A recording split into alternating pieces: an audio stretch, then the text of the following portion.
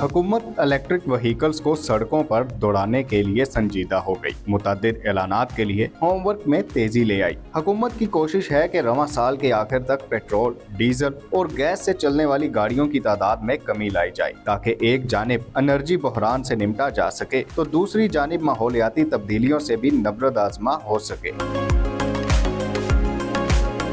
वफाकी हुकूमत की जानिब से इलेक्ट्रिक व्हीकल्स चार्जिंग स्टेशन के लिए बहुत बड़े रिलीफ का ऐलान करके हुकूमत ने अपने नए हदफ की बुनियाद रख दी है और बहुत जल्द पाकिस्तान की सड़कों पर इलेक्ट्रिक गाड़ियां दौड़ती नजर आएंगी। इलेक्ट्रिक व्हीकल्स चार्जिंग स्टेशन के लिए हुकूमत की जानिब से बहुत बड़े रिलीफ का ऐलान कर दिया गया। वफाकी हुकूमत ने इलेक्ट्रिक व्हीकल्स चार्जिंग स्टेशन के लिए बिजली सस्ती कर दी।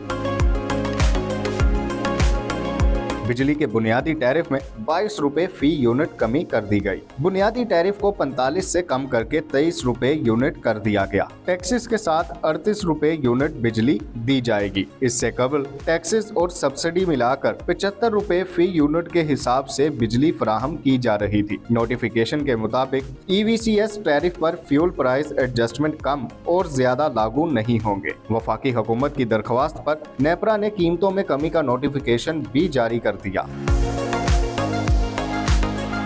हुकूमत के इस इकदाम से एनर्जी सेक्टर में नए संगे मील तय होते नजर आएंगे। बिजली की तलब और रसद में होने वाले फर्क को भी हुकूमत तेजी से बराबर करने में कामयाब हो जाएगी। हुकूमत को चाहिए कि पेट्रोल, डीजल और गैस पर चलने वाली गाड़ियों को इलेक्ट्रिक गाड़ियों में तब्दील करने के लिए कोई खुसूसी स्कीम का ऐलान भी करे, यानी ऐसी स्कीम का ऐलान किया जाए जिसमें शहरियों को वसाइल फराहम किए जाएं कि वो अपनी गाड़ियों को पेट्रोल से बिजली पर मुंतकिल कर सकें और ये रकम बाद में इकसात की सूरत में हुकूमत वापस ले ले। इसके लिए कारपोरेट सेक्टर पहले ही तैयार है। अगर निजी कंपनियों को ये काम सौंपा जाए और हुकूमत ताउन करे तो इलेक्ट्रिक गाड़ियों को सड़कों पर दौड़ाने में चंद महीने लगेंगे और वतन अजीज के दरामदी बिलों में भी कमी वाक़िया होगी। इसके साथ साथ तजारती खसारे में भी कमी होगी।